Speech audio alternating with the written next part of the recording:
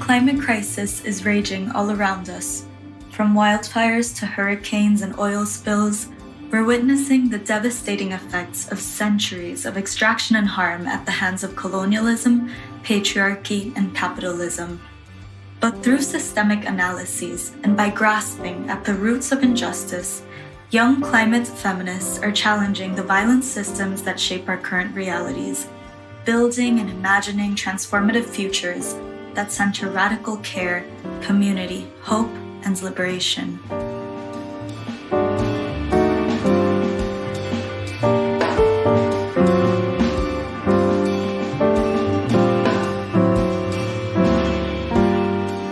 When we dream, we don't always make it out of the perimeter of ideas from an industrial anthropocentric era. I dream of forests and rivers being restored, of rewilding, letting nature recover from extractivism. I imagine the exciting freedom for everyone to not worry about healthcare or food or water. Redistributing wealth and resources and creating amazing universal safety nets would give our next generation something greater than the limited dreams of mansions and yachts or colonizing another planet. We could have real joy.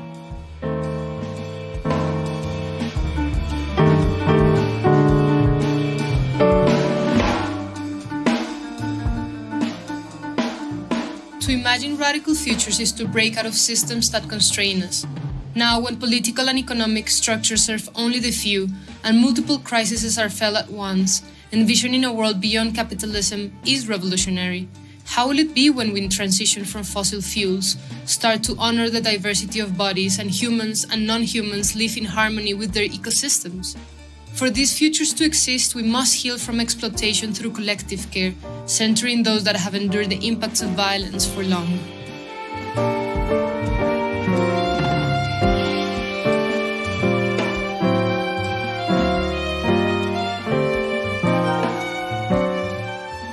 We're still going to need activist and resistance movements in the future. So many women, queer folk, BIPOC communities, and allies resist for liberation in all its myriad forms.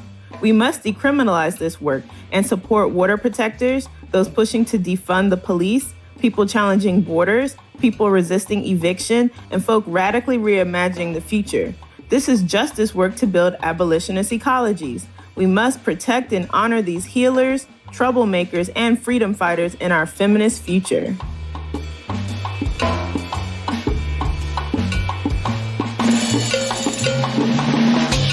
I see a world where marginalized women and gender-oppressed people are able to seek accountability, demand countries' historical responsibilities and restitution for violation of rights they have experienced, where indigenous women are able to speak out when their forests and sea are destroyed, when their right to free, prior, and informed consent is ignored.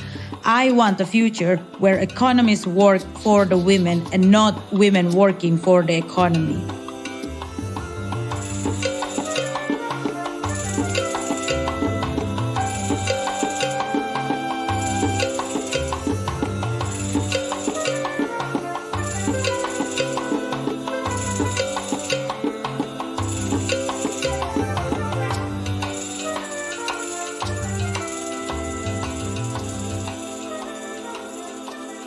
I want a world in which all the relations that violence has severed are reconnected. A world which is free from violence in its many, many forms, whether it's physical, sexual, the violence of forms of work and labor, or the violence of being denied our basic rights. A future where we can all breathe, where we can all eat, where we can thrive and live. Our relationship to nature, which capitalism has worked so hard to destroy, will be restored.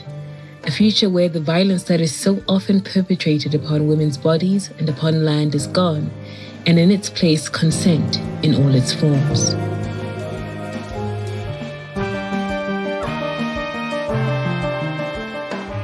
Imagining and building radical feminist futures is not an exercise in utopian fantasy. It's a critical systems thinking approach.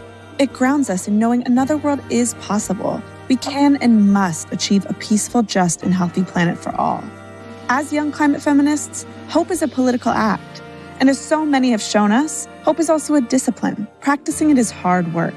We maintain hope because we know this is the radical feminist future we need.